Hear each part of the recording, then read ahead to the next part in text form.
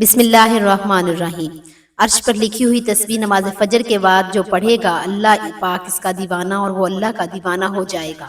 محترم ناظرین، ایسی تسبیح جو عرش پر لکھی ہوئی جو بندہ اس تسبیح کو روزانہ پڑھتا ہے وہ اللہ کا سب سے پیارا بندہ ہے۔ اللہ پاک اپنے اس بندے سے بے حد پیار کرتے ہیں، وہ بندہ بھی اللہ پاک سے بے حد پیار کرتا ہے۔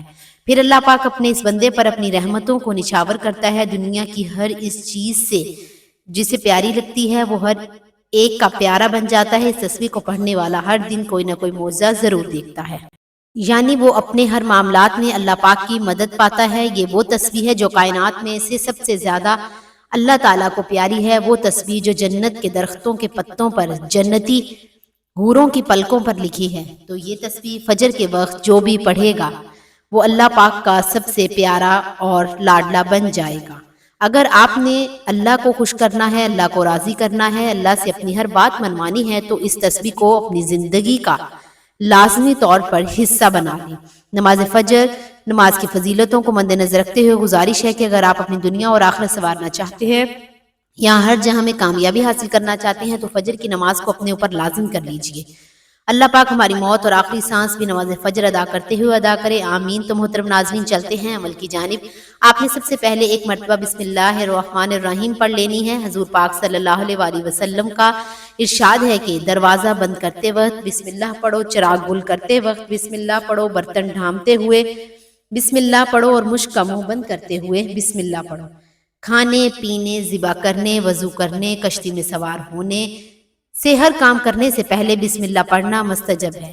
ناظرین محترم، اس کے بعد آپ نے نبی کریم صلی اللہ علیہ وآلہ وسلم کی ذات اقدس پر درود 3، 5 یا 7 مرتبہ 11 مرتبہ درود پاک پڑھ لینا ہے۔ درود پاک بے شک درود ابراہیمی پڑھ لیں یا کوئی چھوٹے سے چھوٹا درود جیسا کہ صلی اللہ علیہ وآلہ وسلم پڑھ لیں، لیکن درود ابراہیمی کی فضیلت زیادہ ہے۔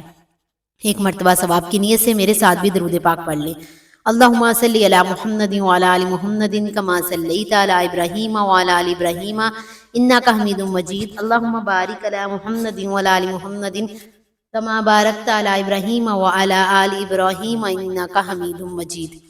حضرت عبداللہ بن عمر رضی اللہ تعالی عنہ سے روایت کرتے ہیں کہ ایک شخص نے حضور اقدس صلی اللہ علیہ وآلہ وسلم کی خدمت و برکت میں حاضر ہو کر اپنی مفلسی اور تنگ دستی کی شکایت کی تو آپ صلی اللہ علیہ وآلہ وسلم نے فرمایا، جب تم گھر میں داخل ہو اور گھر میں کوئی ہو تو اسے سلام کرو، اور اگر کوئی نہ ہو تو مجھ پر سلام عرض کرو، اور ایک بار قل ھو اللہ احد پڑھو۔ اس شخص نے ایسا ہی کیا، اللہ تعالیٰ نے اسے اتنا مال عطا کر دیا کہ اس نے اپنے ہمسایوں کی بھی خدمت کی۔ فرمان مصطفیٰ صلی اللہ علیہ وآلہ وسلم ہے، جس نے استغفار کو اپنے اوپر لازم کر لیا، اللہ عز و جل اس کی پریشانی دور فرمائے گا اور ہر غم سے اسے راحت عطا فرمائے گا، اسے ایسی جگہ سے رزق عطا فرمائے گا جہاں سے اسے گمان بھی نہیں ہوگا۔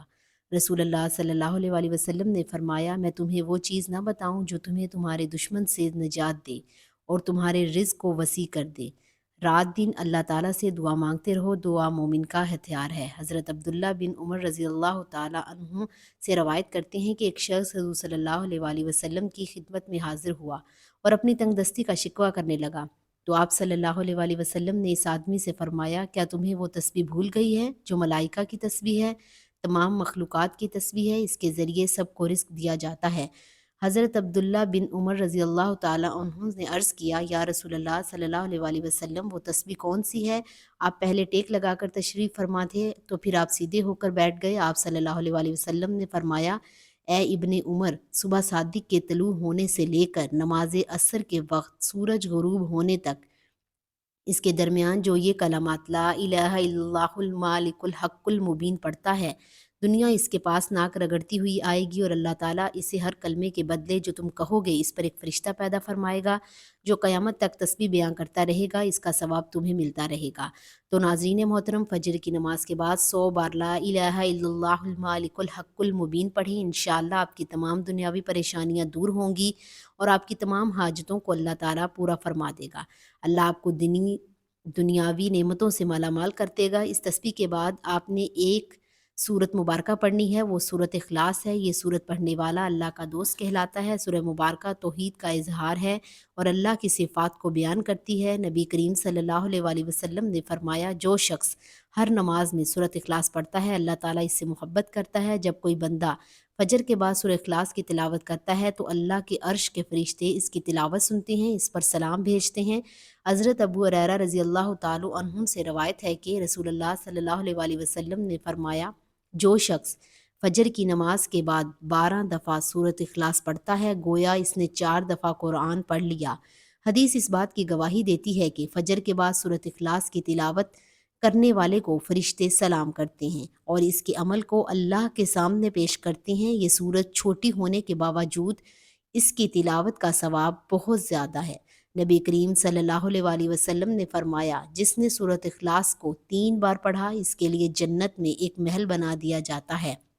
تو محترم ناظرین، فجر کی نماز کے بعد اس سورت کو لازمی پڑھیں۔ چھوٹی سی سورت ہے لیکن وہ سورت ہے جو آپ کی زندگی کو خوشیوں سے بھر دے گی، آپ کی دنیاوی آخرت کو سنوار دے گی۔ آپ نے سورت اخلاص کو 12 بار پڑھنا ہے۔ ایک مرتبہ سورت اخلاص کی سماعت فرمائیں۔ بسم اللہ الرحمن الرحیم، قل هو اللہ احد اللہ الصمد لم یلد ولم یولد ولم یکن لہ کفوا احد۔ آخر میں دوبارہ سے اتنا ہی دروشی پڑھ لینا ہے جتنا وظیفہ شروع کرنے سے پہلے پڑھا تھا۔ اس طرح آپ کا وظیفہ مکمل ہو جائے گا۔ دروشی پڑھنے کے بعد آپ نے اللہ پاک سے دعا مانگنی ہے۔ جب بھی مانگنا ہے اللہ سے، جب بھی مانگیں برکت والا، خیر و عافیت والا رزق مانگیں، سکون والا رزق مانگیں۔ اس سے نہ صرف آپ کے گھر میں خوشحالی رہے گی بلکہ آپس میں پیار اور محبت بھی بڑھے گا۔ ہر بندہ دن رات زیادہ سے زیادہ پیسہ کمانے کے چکر میں بہت سے راستے اختیار کرتا ہے، تو کوشش کریں کہ آپ نے مختصر راستہ اختیار نہیں کرنا۔ اپنے کام پر آپ نے مکمل توجہ دینی ہے، رزق حلال کمانا ہے، محنت کرنی ہے۔ اس سے اللہ پاک آپ کے اوپر ڈھیروں برکتیں اور رحمتیں ہونا شروع ہو جائیں گی۔ جیسا کہ میں ہر ویڈیو میں آپ سے گزارش کرتی ہوں کہ کوئی بھی وظیفہ نماز کے بغیر نہیں ہوتا۔ آپ نے 5 وقت کی نماز ادا کرنی ہے اور حسب توفیق صدقہ و خیرات بھی دینا ہے۔